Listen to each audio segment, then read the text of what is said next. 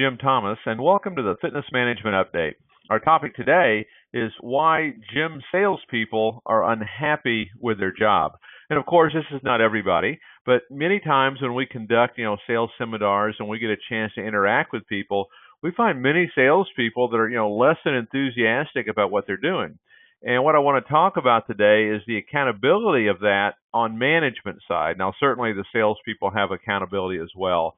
But the purpose of this today is to focus on what management can do to help change that dynamic, help change that situation. Now, one of the things that we do see, people that actually have some success at this, many times they're not happy with their job because they don't feel appreciated. And so for anyone who's in ownership and who's in management, we want to make sure that our staff and our team, they feel like they are appreciated for the job that they do. But looking at some things that actually, cause people not to be happy with their job, first and foremost, they're no good at it, okay? If they're not getting results, if they're struggling with follow-up, they're struggling with closing, they're struggling with prospecting, they're not going to be happy at this. Now, what our job is, okay, as an owner, as a manager, as someone who's a leader, our job is to give 100% of our effort for them to have success. And so for you as a leader that's listening to this, are you giving 100% of your effort to make these people successful? If you're not, you want to do them a favor and let's move them on, okay? Because it's not going to be a situation that's going to work well for you. The other thing that we see that happens, and again, this falls on management, is as management, we will tolerate bad attitude. We will accept, less than 100% of a winning attitude.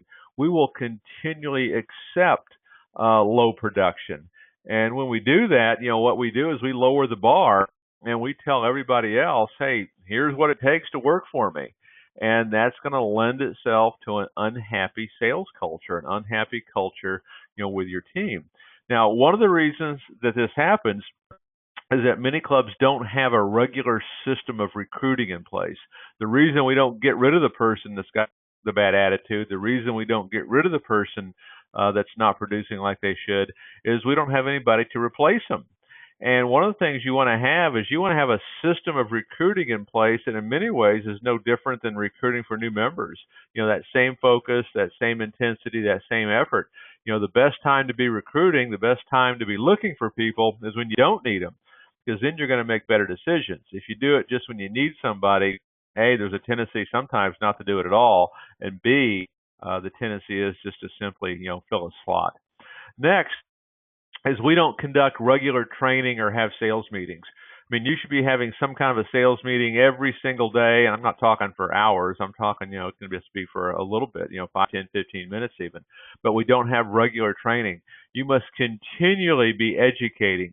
You must be continually role playing, and you must be continually putting your people into a position to be successful. And then lastly, we don't give feedback. One of the things that does happen for the folks that do conduct training, there's no follow-up on it. We do it, and then we're on to something else. Make sure we're giving positive feedback. Catch people doing something right, and if you see them doing something wrong, address it, one-on-one. Don't call them out in front of a group. So here's some thoughts on for you as managers and leaders to help create that environment that allows that motivated person to act. My name is Jim Thomas, and this has been the Fitness Management Update.